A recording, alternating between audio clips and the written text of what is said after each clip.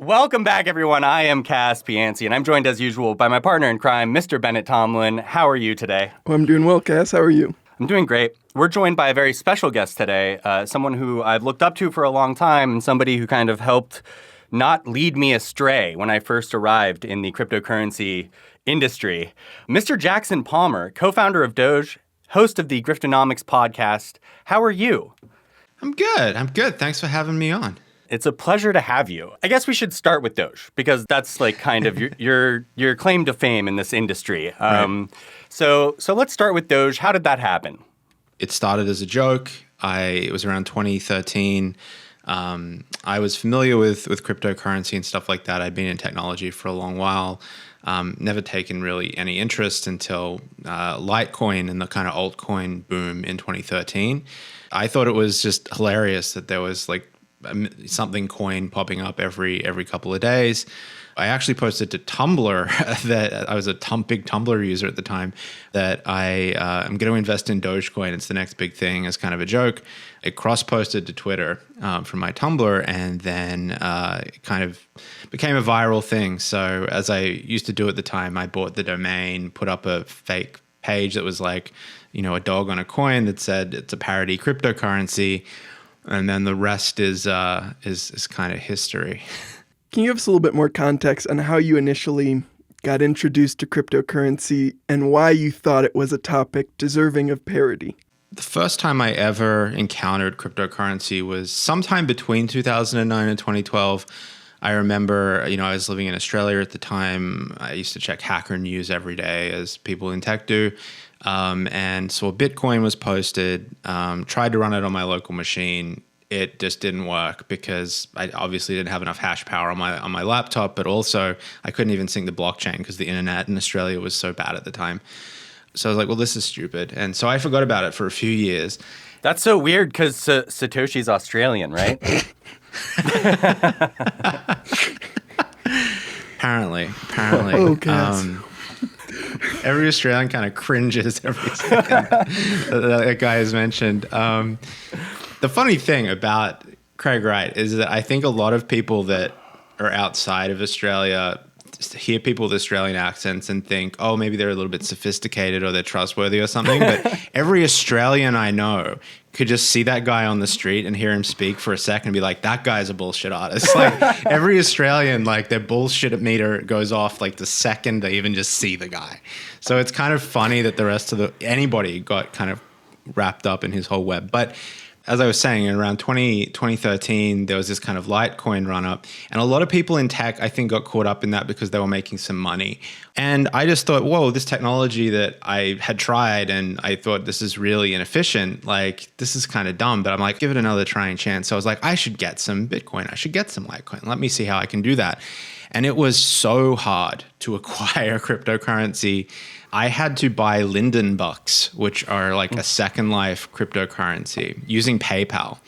And then I don't know what the exchange was, but I traded that into Feathercoin from Linden bucks. Like that was my first, and I'm like, this is so stupid. What an inefficient system this is. And so it was really that led me to like, this is a joke, right? Like I have to make fun of this. And so I was also very much into memes at the time. I used to run a website, was kind of a precursor to like Giphy and stuff like that, called GIF-based. So I had a history in memes, and so kind of put two and two together. Just so everyone's keen as to where I'm coming from, in case you're only listening for the first time now, I started getting interested in, Bitcoin and stuff in 2017. And you would do tell me if I'm getting this wrong or right, but I think you would do a weekly like roundup that you would host on YouTube. I remember always going, and I would watch like every single one because I thought you were very fair, very reasonable. Whether or not you liked it or not, it didn't matter. You were trying to be as fair as possible. And then I remember going and checking your profile and you were gone. And you had vanished from the cryptocurrency space. There were people who were saying like, he's obviously bitter about how much Doge is worth now. He didn't make any money. So can you clarify, like, what got you to be like, I gotta go? It's actually happened twice. It's just the second time was a little bit more extreme. What happened after I made the joke was that another person reached out to me, my co-founder, Billy. He had been more into kind of blockchain development stuff before, and he's like, hey, I'll make it a real thing. And that's how Dogecoin became a real thing. In the early days, I'd also happened to coincide with when I was moving from Australia to San Francisco. So I was like the first week off the plane, hadn't even rented a place yet, but I was speaking next to Charlie Lee at Coin Summit in San Francisco. Like I was like dunked like head first into the culture, if you want to call it that. It became really apparent to, like, at first I was like, oh, this is exciting. There's lots of people. They want to talk to me. Like it's cool. But after about 6 months of being into it, in combination with there being obvious scammers got involved in Dogecoin, which happens with any cryptocurrency, but also I just became very aware of the kind of people that I was being surrounded by. I was like, whoa, like this doesn't align with me. And so I kind of backed away, gave all the control of the GitHub repo and everything off to some other community members. There's a CoinDesk article, I think, from like 2015, where it's like Jackson Palmer quits crypto, cites it as toxic libertarian bros or something like that, right? And so that was the first time I kind of left. And I didn't have a lot to do with cryptocurrency. I found the article, by the way. Dogecoin founder exits crypto community citing toxic culture. This is from April 23rd, 2015, written by Pete Rizzo over at CoinDesk. Back when Pete was just, I think, a contributing, he was one of the lower rung journalists. Right. Yeah, I remember that. Updated in September of 2021. So I guess they've been keeping an eye on you. But anyway, so I was I'd wiped my hands of it. I was off doing other things. And then in 2017, I was in an Uber here in San Francisco. The Uber driver is like, this Ethereum thing, I think I should probably get in on it. And I'm like, oh no, it's happening again. So that's when I started the YouTube channel you were referring to. And I used to do like a weekly video where I'd go into the details of a concept. I did an NFT video in like 2018 or something, like back before anybody knew what an NFT was. And then I did a weekly thing called Crypto Weekly, which was kind of a roundup, like you said. So I did that for couple of years. It's funny because a lot of people like to assume like, oh, the guy's just salty. He doesn't actually know anything about crypto. Like I was in it. Like I was sitting around having beers with like the Cosmos guys talking about that. Like I was sitting around with Jed talking about Stellar. Like I was like in amongst it. And that's why I was able to make that YouTube channel, because I like was having conversations about like consensus and blockchain storage. And actually, what drove me at the end to delete my entire online presence was impersonators.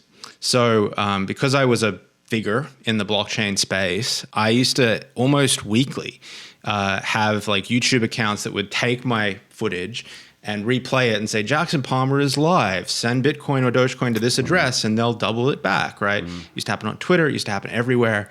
And it was so bad that I used to have people contact me. They'd email me and be like, hey, I sent you the $5,000. Can I get it back? And I'm like, oh, no.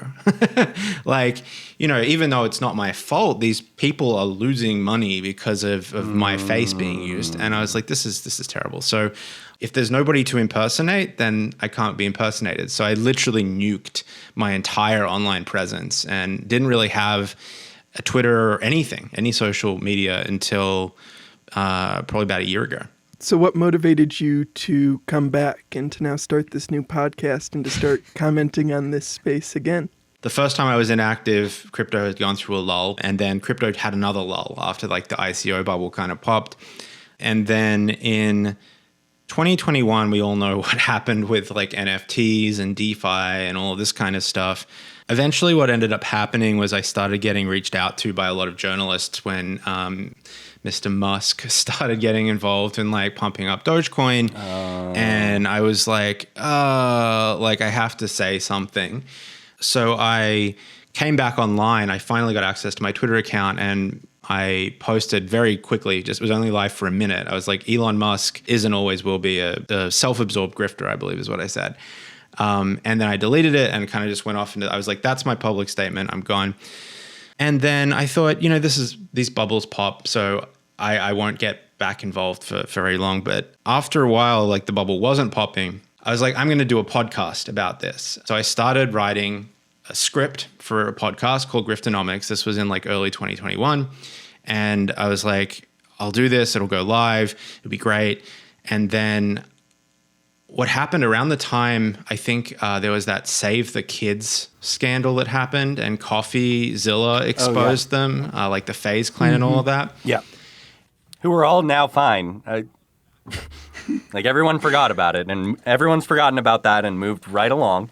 But yeah, sorry, Didn't one of them get kicked off? Isn't that crazy? Didn't one of them get kicked off the team? I thought one of them at least had some consequences. One or two of them and the got rest kicked away off the with team, but they went on to like now they're scam again, and they made all their money, and independent they Well, anyway, because of the video he published, I think he actually got sued by FaZe Clan or by the people involved. And I was like, why do I want to do a podcast where I'm going to like a lot of powerful people with a lot of money? Like, why am I doing this again? And so what I did was I took the script to that first episode and I published it live as the Twitter thread, which is now my like pinned Twitter thread. It got pretty big at the time. And it was really just a takedown of crypto. And I was like, I'll just post that and I won't mention anybody's names and I'll be done with it.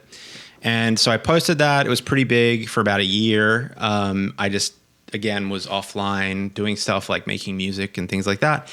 And I was like, the bubble's got to pop. And then it didn't. And I was like, you know what? Now I'm ready to take the emotional and mental battering that will inevitably come at me. And so that's really it. I think I'm just a sucker for having idiots yell at me online. masochist. Okay, can't sympathize. I don't understand that. What was it like for you to see this cryptocurrency you started as a joke that was meant to parody and satirize and point out a subset of the issues in like the crypto culture and in the marketing of these cryptocurrencies? What's it feel like to see it listed on Robinhood and marketed to retail traders years later, and to see things like that going where it's now more prominent than it ever was, but it's still fundamentally very similar technically to what it was when it was launched as a joke years and years ago? Yeah, it's surreal. I realize it's a lot earlier than a lot of other people have. Like, I think that Bored Apes, for instance, are just an extension of the same kind of lunacy, which has built itself around something like Dogecoin. That's actually another coin, by the way, Luna C, just so we all know. I feel like it's really just indicative of this like broader problem where people are attaching value to something that has no value, that is funny, I guess. That's the thing. Is like the joke feels a little old now. It's a bit overdone. Like I was done with the joke after a few months. And so the thing I always have to remind myself about cryptocurrencies is that the demand isn't actually like organic. The demand is entirely artificial, in that it is produced through, celebrity sponsorships or false advertising or, fake trading volume, which then gets people in the doors. You were interested and excited about memes, which I think, everyone still widely uses memes to get their message across. But as you just said, like, usually a meme dies within a few weeks, months at the most. Like, you don't see memes years and years later getting used very often generally. Is it the financialization of this that gives Dogecoin this kind of like staying power? Or like, what do you think it is that has kept this going for so long? I usually don't comment on Dogecoin because like everybody's like, why don't you just leave it alone, dude? Like, you're not involved anymore. Why do you have to have an opinion about it, kind of thing. But I actually don't know if it did have a lot of staying power. It was like on a steady decline until like 2021. It hadn't organically picked back up. Like the Reddit was like a ghost town. It was basically dead to the point that, around in 2020 or 2021, when it started to tick back up, like I had to remind a few people, I'm like, there hasn't been a release on the Git repo in like 2.5-3 years. One, that's a sign that it's not really being actively developed. But two, like I worry about the security, enhancements that haven't been pulled in from the upstream Bitcoin branch. But whatever, and they've obviously gone in now that it's all famous and everything. The dev team have fixed that. But I think that that's what I was getting back to about how everything is artificial. I firmly believe that if a certain, billionaire wouldn't have tweeted about it, that it probably would have faded into non-existence. It's pretty interesting. I'm looking at the Google Trends page for Dogecoin for the past 5 years. And man, you're absolutely right. It has two big pop-offs pretty much centered around when Elon was talking about it a bunch. And it has gone way down way fast. And I think that's right. You're right. Like that's how memes work. So no one should be surprised by this. Of course, that's what happened. Do you have a hypothesis of why Elon started talking about it? Bennett's like, Jackson's going to be very careful in what he says right now. And I don't like starting fights. Like, gosh, the last time I talked to a journalist about Elon Musk, it was like my oh my God, I had to like just walk away from my computer for 2 days. Neither Bennett nor I are big fans of Elon Musk. If he wants to come on the podcast for whatever silly reason, I would love to ask him a bunch of not fun questions. Maybe it's just like he, in his day-to-day, like thought something was funny and that's why he won't shut up about it. Like I think he has shown that he's a person that does a lot of things on a whim. So maybe that's it. I do think, and I'm not alleging anything, I'm just saying an observation. I think it is interesting that the person who manages Elon Musk's family office is an advisor to the Dogecoin Foundation. I think that's interesting. I don't know. I'm not inside the head of the guy, so I can't speak to his. Jared Burchell, Elon Musk's fixer, is listed on the Dogecoin Foundation board. Jared claims he's in no way affiliated with Dogecoin Foundation and has no idea why his name is there, but it's certainly fascinating. And it's like especially fascinating when you consider that the criticisms that Elon leveled at Bitcoin surrounding like its energy usage and things like that apply equally the same to Dogecoin, which at the same time he was promoting. I think it's certainly plausible that like Dogecoin drew his attention because, oh, look, it's the Doge meme, but in crypto. And crypto bros love Elon. And that was the extent of his critical thinking on the issue. That is absolutely plausible. But that's always been a connection that smelled real fishy to me with Jared being listed there. Elon is one of those people that likes to build a cult of very faithful followers around him. And I think that he does that through a way, as a lot of kind of cult leaders, people that kind of have these cult of personality do, is they like to soften that in a way that seems playful, in a way that seems fun by, I'm releasing a flamethrower, ha ha ha, right? Yeah. Going really hardline into something like a more serious cryptocurrency, if you want to call Bitcoin more serious, I think is probably a little bit harsher than being able to say, it's just about the memes. It's just about the memes, and then building kind of a loyal following around that. And so I think that probably also has something to do with it, is that it's a lot easier to swallow than you go into Bitcoin and all of a sudden like you're interfacing with people who are like, I only eat raw meat and read the Bible. It's the only book I read. Like that's the kind of like Bitcoin personality these days. And my calendar is base 16. Right. So that's a dig at a very specific Bitcoiner that none of our audience are going to get. Yeah. So something that is very interesting to me is that I've gone and met with two cryptocurrency miners in my life. One was in China and one was in America. Can one of you explain how, I believe it's Litecoin and Dogecoin have now, there's like merged mining, right? Can one of you explain how that works and what it means? There's a technology called auxiliary proof of work, or AUX-POW. It was something that was introduced, otherwise known as merged mining. Back in the day, Dogecoin had this problem where it got through its block rewards really quickly. So it kind of mined out its initial 100 billion really quickly. It was becoming not really profitable to mine Dogecoin alone. A lot of people were freaking out, like, what do we do to maintain the kind of future existence of the security of the network? And Charlie Lee actually came into the Dogecoin community, I think it's all probably documented on Reddit somewhere, and was like, I think you should merge mine with Litecoin. You should implement AUX-POW and this will save. He had, I think he had a bit of a savior complex at the time. Mm-hmm. He was like, we'll come in and Litecoin will save it. And the reason it's able to do that is that Litecoin and Dogecoin are both on the same script hashing function, essentially. what happens then is that these miners that have these mining operations, they generate random numbers every so many minutes. Instead of submitting that to just one network, they submit it to two, and they stand a chance to get the reward for both of them, right? So like, why wouldn't you? You're doing the work anyway. There's actually other script coins now that are all within this kind of big thing. Although it's funny that now I think Dogecoin is probably the leading reason that people are mining rather than Litecoin. I'm not sure. I haven't looked at the profitability, but. Well, my point was going to be that when I was in China, they were mining Bitcoin and Litecoin. This was in 2018. They were mining Bitcoin and Litecoin. I was surprised that they had Litecoin miners, but they were all about it. And then when I went to the American, it was a very small, just like an individual, but he was mining Litecoin, Dogecoin. He was telling me that he would win these, mostly Dogecoin, I think.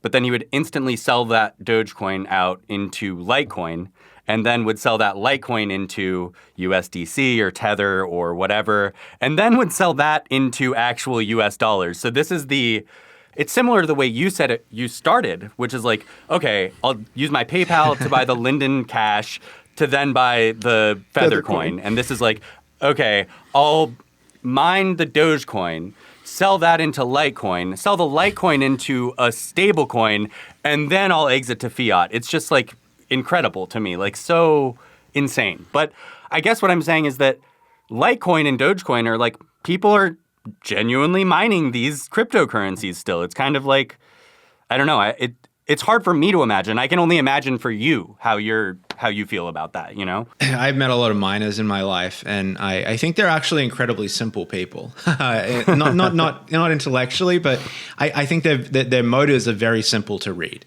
Can I get electricity at a cost that is lower than what I'm going to reap by burning that electricity? Like that's all they do day in, day out. And so while there are probably a very tiny slither of people with probably negligible hash rate who like mine Dogecoin or something because they just think it's cool or they do it for giggles, I think the majority of all mining hash power is people that are driven by one thing, which is profit. Probably the number one problem I have in the cryptocurrency industry is profit maximalists. But yeah, like maybe you're right. Ultimately, that's the only thing keeping the entire industry going is profit maximalism, right? It's not like gold where you're mining it and maybe you can use it for electronics or something. This is strictly a profit play. And if there's no profit, they're not going to do it anymore. Oh, yeah. The whole industry is that. Everything about it is profit maximalism. Any kind of dressing around that is simply a veil to obfuscate the fact that it is just profit maximalism. I actually saw a really interesting thing this morning on CoinMarketCap. The video today was this guy, and he's like, "Are you sick of hodling your NFTs? Why don't you lend them out and get yield on NFTs?" And I'm like, that completely blows up the whole like, well, we're helping starving artists, or it's really about having ownership. No, it's not. It's about making a buck. There was a startup recently that announced their intention to offer buy now, pay later services for NFTs so that people can purchase an NFT in 4 installments over the next several months. And of course, I'm pretty sure A16Z was in the funding round, just funding call options on NFTs with a zero cost basis. Just brilliant work all around by everyone involved. I was about to bring up A16Z. Like, I was about to bring them up, and I was like bordering on not doing it because I heard some NPR show this past week, and they had Ariana Simpson, who's like she's an A16Z partner, and man, it bothers me and it boggles my mind that these people are saying the things they're saying out loud publicly to all of us, where she's like, I work at A16Z. I'm around these billionaires and stuff.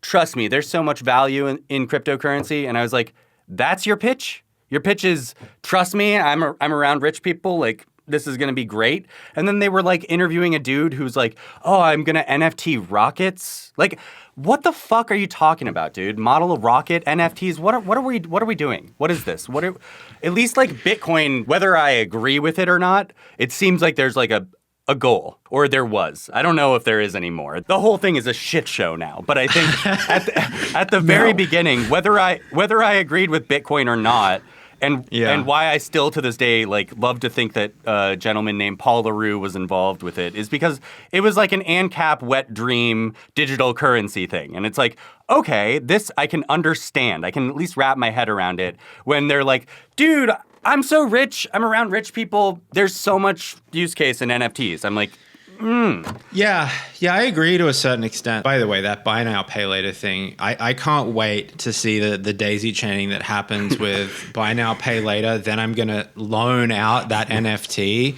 to get yield to pay off the... Beautiful. Not advising anybody to do that, but I just think it's a shit show. But anyway, a lot of people say, well, is crypto inherently a scam? And I think that it isn't. Bitcoin really opened the doors in terms of providing a technology which allows scammers, snake oil, salesmen, every type of fraud to exist in a way more efficient way, right? Like cryptocurrency is like a big tent enabler of all types of scams that have existed for the last, for centuries. But it provides an unregulated, more efficient way of exploiting and extracting cash.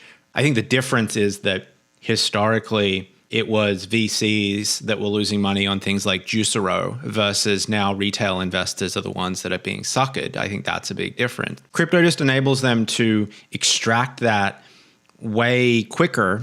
Back in the day, we all know that 9 out of 10 of startups that they invest in are going to fail. And the 1 in 10 that actually wins, that you put money into, you've got to hope that they can either be acquired or they can IPO. Long process. We're talking about like 5 to 10 years before you see any money back on that investment. Crypto, you can get in, or A16Z can get in. They can get very low rate tokens, or they can get insider access to tokens before anybody else can. Then a public sale happens. They're already up. They can liquidate very quickly. They can get a 10 out of 10 success rate and reap the benefits in under a year. A lot better than traditional startup investing, right? Yeah. So that's the game that's at play here. And crypto has enabled them to do that because there's none of the oversight. There's none of the regulatory. There's ability to basically wire money around willy-nilly without any oversight. Yeah, we did talk about that when I came on your show a few weeks ago. And we talked about it recently when we had Molly White on this show, is that that time to liquidity, getting that opportunity so fast and getting the tokens at such a big discount means A16Z's most optimal way to make money is just to take a money gun, blast it at everyone, and then sell as soon as they can. And so that's what they do. And so they invest in the dumbest ideas with no due diligence because that's going to make them a lot of money. And it's bad. And that's the thing, right? A lot of people are like, these VCs must be idiots. No, they know exactly what they're doing. Right. They're making a shit ton of money. They might also be idiots. I'm not discounting the possibility that they're also idiots. But yes, they do know that this is how they can make money. Well, and I think it's either people are saying oh, they're idiots, or they're saying see, these geniuses are getting involved. And either way, I go wait, you think Peter Thiel and A16Z and you think all of these venture capitalists are looking out for your best interest? You think Chamath is going out there and trying to tell you about the best cryptocurrency? Really? Is that what you think? Man, no way. They want to make their money from you. They're going to steal your money. They're going to steal it. I'm using that word because I mean it. It's not they're not asking for it graciously. Your money's fucking gone when they get involved. You forget, Cass, it's all just an experiment. Right. Right. It's art, or it's an experiment, or whatever word we need to use that does not get us in trouble. That's what this is. It's not utility. Let's never say that word. Don't ever say it's utility. Or security. Never mention the S word. Every time it feels oh my God, this is so much greed. I've never experienced the levels of greed that I'm seeing right now. It's almost like it amplifies the worst aspects of finance. They're speedrunning the past 1,000 years of finance is what they're doing. They are, yeah. I think that it's also the perfect storm of you have this enabling technology. I think that we're also living in a world where what I like to describe as kind of a moral nihilism is taking hold. You know, you have the isolation of the pandemic. You just generally have people caring less about one another. At the same time, you have this technology that if you can navigate it properly, you can make money off the back of some other sucker that you bring in, and you combine that with that moral nihilism, and everybody is basically scamming one another. It's peer-to-peer scamming. I like peer-to-peer scamming. That's a good phrase. I mean, I hope you don't like it, but... No, I don't like it as a concept. I like it as like a piece of rhetoric, as a piece of prose, as like a phrase, not as like a thing that should be happening in society. All these things were discussed. You said the quiet part out loud. You said the quiet part out loud. Well, Bennett. I mean, if Chamath can go on the All In podcast and say, yeah, of course I'm selling my unvested Solana tokens. Why wouldn't I? They're worth so much right now and they're not going to be later. If he can do that, then I can say that that's a cool couple words. Oh my God. You're going to get screen capped with that face for sure Yeah, this whatever. episode, no doubt about it. Bennett, any other questions that you specifically want to get out there right now? No, I'm pretty disappointed with reality right now. Okay, so par for the course. Let's get a shill in for Griftonomics again. Make sure that everybody knows to tune into Jackson's podcast. But Jackson, what is a topic that you want to kind of end this on? We are living in a time that is fairly unprecedented in terms of people's access to technology, and there are good things that can come of that, and there are bad things that can come of that. If you'd asked the people 20 years ago when they were creating peer-to-peer protocols, hey, do you envision that this will be used in the future to extort other people of money? Like peer-to-peer scamming would be a thing. They'd be like, what are you talking about? Like, no, we just want to send funny images and text to one another, you know, via peer-to-peer. Or we just want to pirate some movies, right? In the case of BitTorrent. They would never have thought this, right? In hindsight, you can say, well, of course it's going to be used, right? Like anything that can be used will be used. For that reason, people have to just apply a little bit more of a critique to any kind of technology that they get involved with, or any technology they see kind of being promoted to them by somebody else. And the problem with that I see today, and I hear this from like probably 9 out of 10 people I speak to, they're like, well, I try to get into cryptocurrency, or I try to understand it, but I just felt stupid.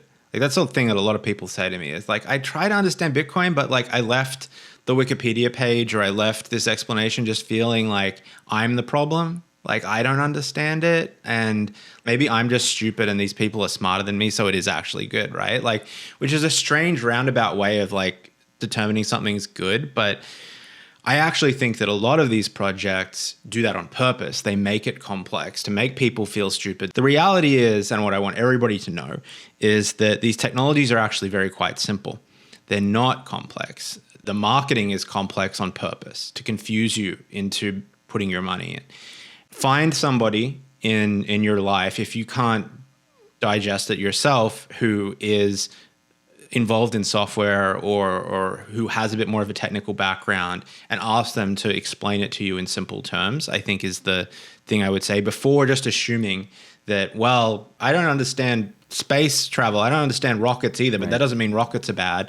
You know, you can't apply the same logic to financial instruments.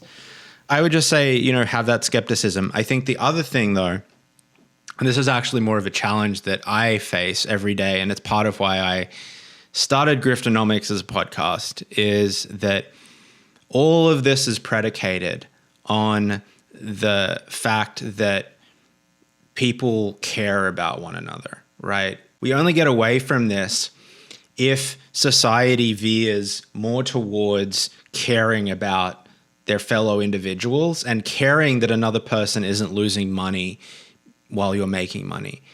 The tragic thing, and the doomer in me, unfortunately sees us going in the opposite direction to a point where people who are espousing these kind of like anarcho-capitalism, which is a paradox, but like these very right libertarian viewpoints, all they care about at the end of the day is their freedom to extract money from somebody else I hope that people can like also, in addition to questioning the technology, question the belief systems they may be sold. Because I think, especially with some of the upcoming elections in America, I think we're going to increasingly see this kind of individualistic kind of put yourself above all others kind of mentality that is floating around.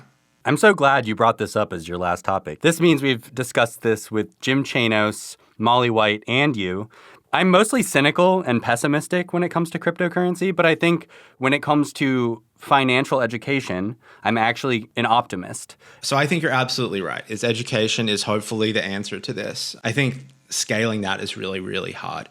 My bigger concern about that is that I worry that the financial education that people are going to start receiving or are already beginning to receive is one that scams aren't necessarily a bad thing.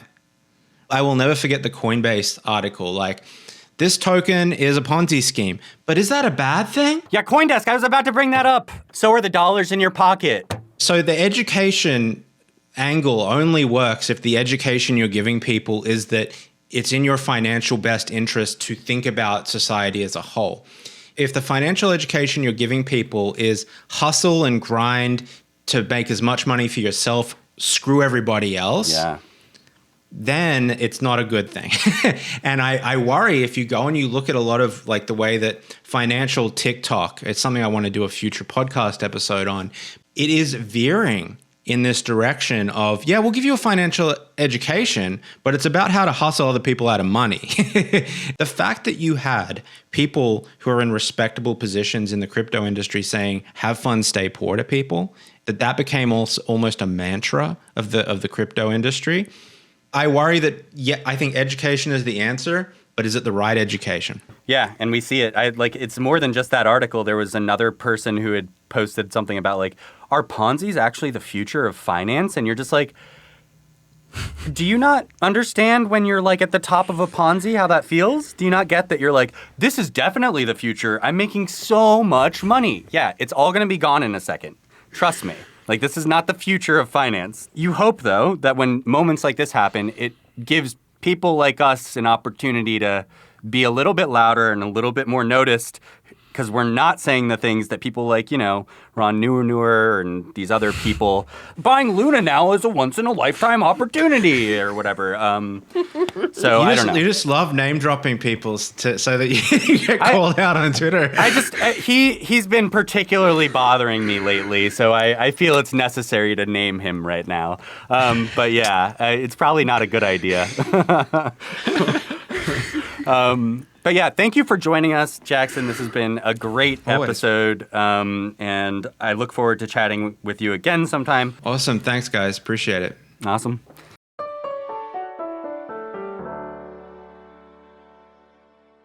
Hey, everyone. So I know that I blew up the Crypto Critics Corner reserves on Luna and Celsius and CoinFlex and Voyager and 3AC. Big mistake on my part, but obviously we're gonna make it all back in one trade. I've put everything into Dogecoin. So Elon, if you're listening, pump it. Let's do this. We got this together. Also, subscribe, invest. Wait, I shouldn't say invest. Don't invest. This isn't an investment. There's no investments. This is just it's a podcast. Anyway, thanks for listening, everybody. Talk to you soon.